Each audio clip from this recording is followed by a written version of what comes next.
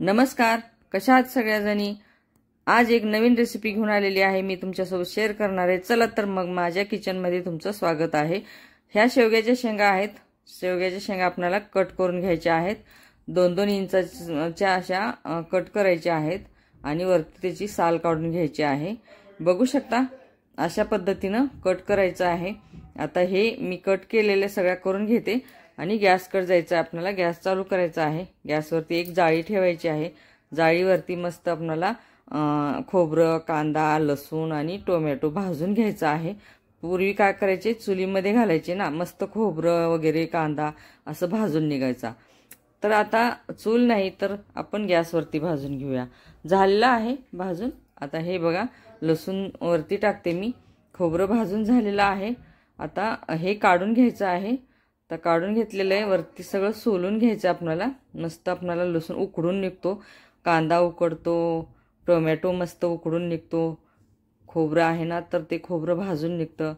आणि बघा तुम्ही, खूप छान लागते। असं वाटण करा तुम्ही, वाटण करून त्याची भाजी केली ना तर खूप छान होती। हे बघा कसं मस्त वाफलून निघालेलं आहे। आता हे सगळं मी काढून घेते। काढून घेऊन परत नंतर आपल्याला हे मिक्सरला बारीक करून घ्यायचं आहे।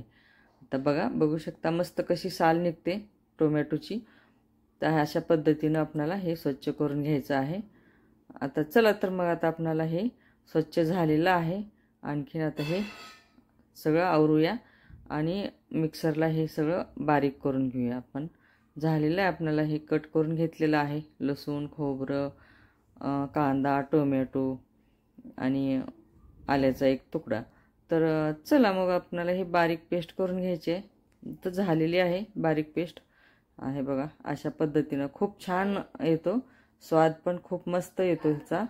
आणि आता ह्या शेवग्याच्या शेंगा कट करून घेतलेल्या आहेत। आता ह्या स्वच्छ पाण्याने धुवून घ्यायच्या आहेत।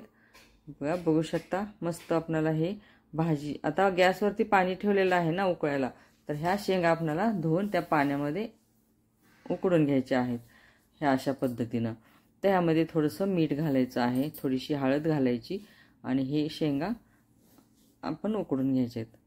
तर बघू शकता थोडंसं वरती झाकण ठेवायचं, आणखीन उकडून घ्यायच्या। झालेलं आहे आपलं, उकळी मस्त उकडून निघालेले आहेत।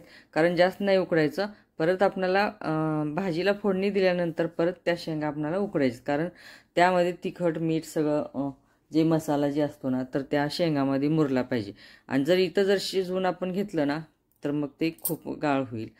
तर अशा पद्धतीने आपल्याला उकडून घ्यायचे। तर परत गॅसवरती कढई ठेवलेलं आहे, तेल ओतलेलं आहे, तेल गरम झाले, जिरे मोहरी घातलेली आहे। जिरे मोहरी तडतडली, आता टाकायचं आहे वाटण, वाटून घेतलेलं आपलं। तर ह्या अशा पद्धतीनं आपल्याला फोडणीमध्ये टाकायचं आहे तेलामध्ये। आता हे परतून घ्यायचं आहे मस्त, तेल निघेपर्यंत असंच ढवळत परतत राहा। आता ह्यामध्ये आपल्याला मसाला टाकायचा आहे, धनापूड, लाल तिखट, काळं तिखट, मीठ।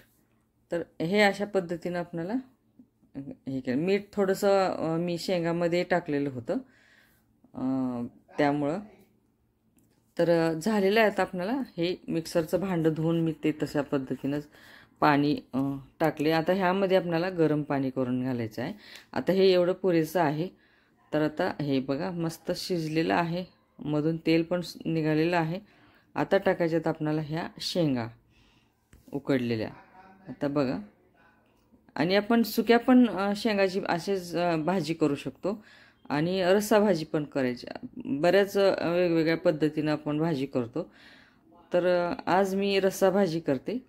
आता हे थोडंसं आता ह्याच्यावरती आपण झाकण ठेवून आपण असंच थोडंसं बारीक गॅसवरती उकडून घ्यायचं। कारण ते जे सगळं मसाला वगैरे सगळं मध्ये एकदम उतरतं शेंगामध्ये। तर हे बघू शकता मस्त झालेली आहे आपली भाजी। आता ह्यामध्ये पाणी घालायचं आहे, गरम पाणी, जे आपण शेंगाचं जे पाणी काढलं होतं ना उकडलेलं, तेच पाणी आपल्याला ह्यामध्ये घालायचं आहे। तर बघू शकता तर झालेलं आहे मस्त। आता ह्यामध्ये एक आपल्याला हे टाकायचं आहे, ते डाळवा आहे ना, हे डाळवा मी बारीक वाटून घेते ह्या अशा पद्धतीनं। आणि हे थोडंसं कोमट पाण्यामध्ये मिक्स करायचं, वाटीमध्ये पाणी घेऊन 1 चमचाभर, आणि हे त्या भाजीमध्ये ओतायचं, कारण दाटसरपणा येतो थोडासा आणि टेस्ट पण भाजीला खूप छान येते. झालेली आहे आपली भाजी. आता बघू शकता मस्त उकळी आली. थोडीशी कोथिंबीर टाकायची वरतून आणि बंद करून टाकायचा गॅस.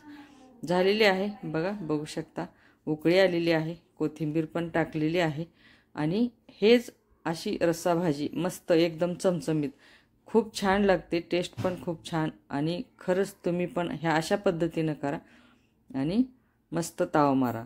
तर झालेली आहे आपली शेवग्याच्या शेंगाची रस्सा भाजी.